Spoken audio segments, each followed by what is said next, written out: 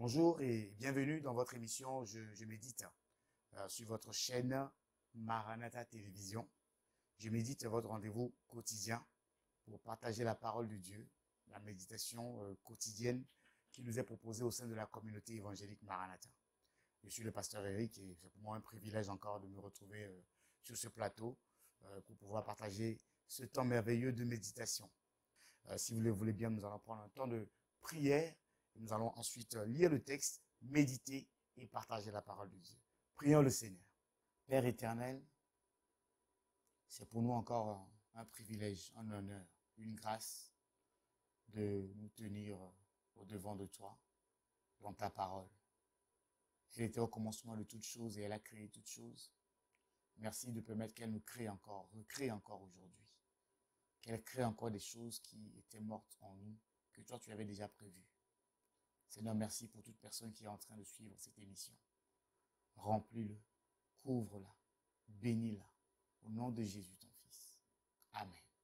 Le texte qui nous est proposé aujourd'hui se trouve dans le livre de 1 Corinthiens, toujours, le chapitre 11.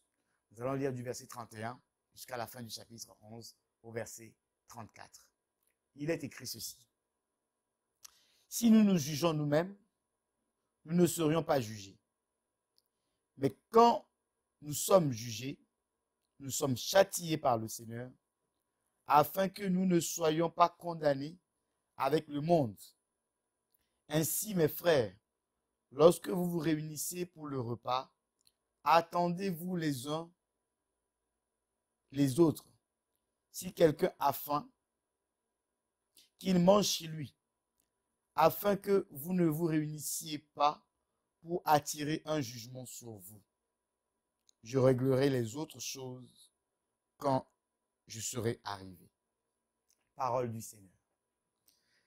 Nous sommes là à la fin du chapitre 11, un peu la conclusion un peu de ce chapitre de recommandations et d'avertissements que l'apôtre Paul a adressé. Et il a commencé en parlant du comportement de la femme, le voile, les cheveux, le rôle de l'homme par rapport à Dieu. Il a commencé à toucher aussi la notion de la Sainte Seine. La notion de la Sainte Seine. Et c'est ce qu'il a développé jusqu'à la fin, jusqu'au verset 30, en rappelant les problèmes que peuvent causer la Sainte Seine si nous ne respectons pas ce que le Seigneur a prévu pour nous. Si nous ne faisons pas les choses telles que Dieu veut que nous puissions les faire. Voilà pourquoi, bien aimé, là, à la fin de ce chapitre, l'apôtre Paul est en train d'insister sur les recommandations que nous devons avoir avant de nous approcher de la table du Seigneur, avant de venir. Et il parle d'abord en disant que si nous nous jugeons nous-mêmes, nous ne serions pas jugés. Le jugement dont il est question ici, c'est un jugement que le Saint-Esprit opère en nous. Parce qu'il est écrit que le Saint-Esprit viendra et il convaincra le monde en ce qui concerne le péché et le jugement. Nous devons nous-mêmes, le Saint-Esprit nous rappelant que notre comportement, notre démarche, ce que nous faisons n'est pas bien, nous devons nous juger nous-mêmes. Et se juger soi-même, c'est se repentir en réalité. Se juger soi-même, c'est de se rendre compte que ce comportement-là n'est pas un bon comportement. Se juger soi-même, c'est de se rendre compte que la direction qu'on est en train de prendre n'est pas la bonne direction. Il faut revenir dans la direction du Seigneur. Parce que plus tôt nous nous rendons compte et nous nous jugeons nous-mêmes, plus tôt nous nous appliquons des châtiments, des sentences à nous-mêmes, plus tôt, moins il y aura les conséquences. Parce que la suite du verset nous dit ceci, mais quand nous sommes jugés, nous sommes châtiés.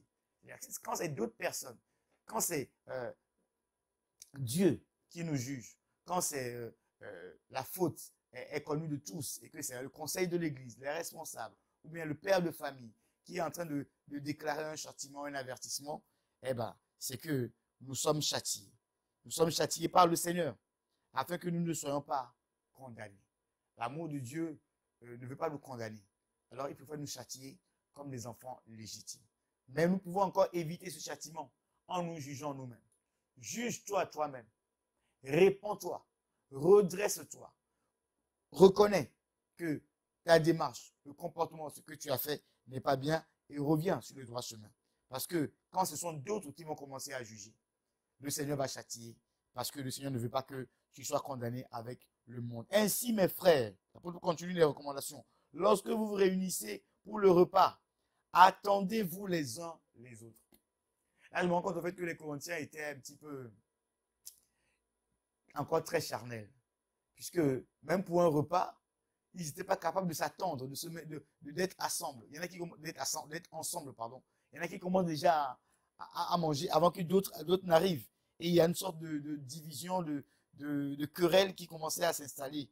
Il dit non, attendez-vous les uns les autres. Si quelqu'un a faim, qu'il mange chez lui. Il ne faut pas qu'il s'attende qu'il va manger au repas du Seigneur. Non. Ce n'est pas ça que Dieu nous a appelés. Ce n'est pas pour le manger, pour le boire. La Bible dit le royaume des cieux ne consiste pas dans le manger, dans le boire. Mais ça consiste dans la justice, la bonté, la bienveillance. C'est à ça que consiste le royaume des cieux. Ce n'est pas dans le manger et dans le boire. Nous devons faire très attention à ces choses parce qu'il y en a qui se disent chrétiens, mais ils sont tellement charnels. Ils s'affectionnent de la nourriture. Quand ils ne mangent pas, c'est comme si le ciel leur tombait sur la tête. Quand on dit qu'il y a 3 jours de jeûne à sec à l'église, ils disparaissent totalement. Parce que pour eux, la nourriture, c'est primordial. Non, bien aimé.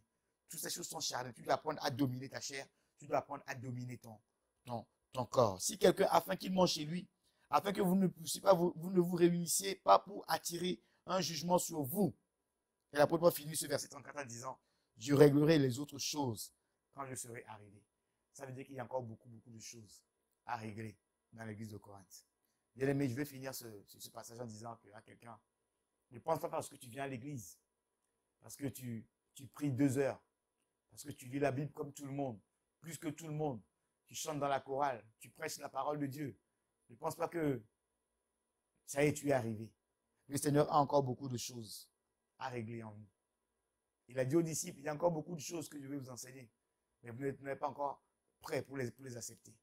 Malheureusement, aujourd'hui, beaucoup de chrétiens, parce qu'ils connaissent 3 versets, parce qu'il se maintient dans la sanctification par la grâce, parce que c'est une grâce, par la grâce, il se maintient dans une certaine sanctification, il pense qu'il est déjà arrivé. Non. L'apôtre Paul dit ici, non, je réglerai les autres choses quand je serai arrivé. Il y a encore des choses à régler. Le Seigneur a encore des choses à régler en nous.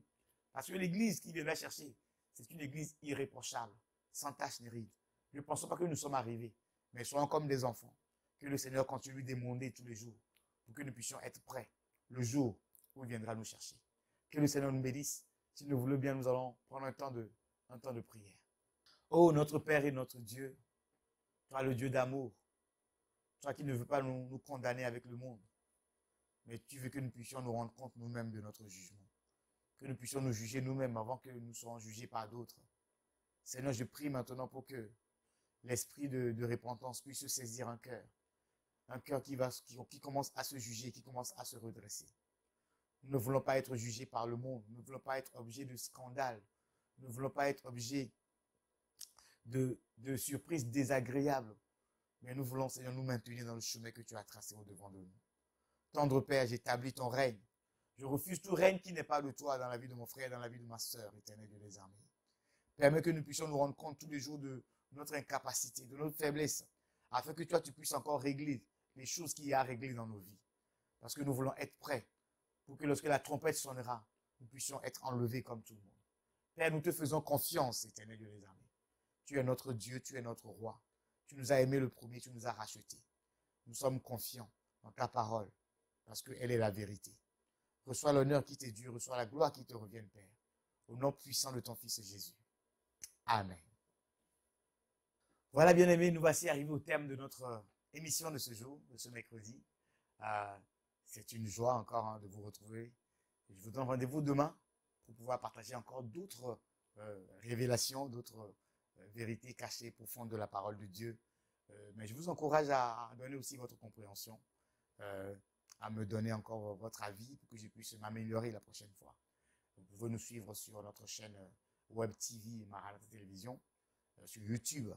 Et nous sommes également disponibles sur Orao Box, canal 142, Maranatha Télévision. Le chien ne manquera pas de vous bénir. Sans plus tarder, je vous dis à bientôt. Ciao!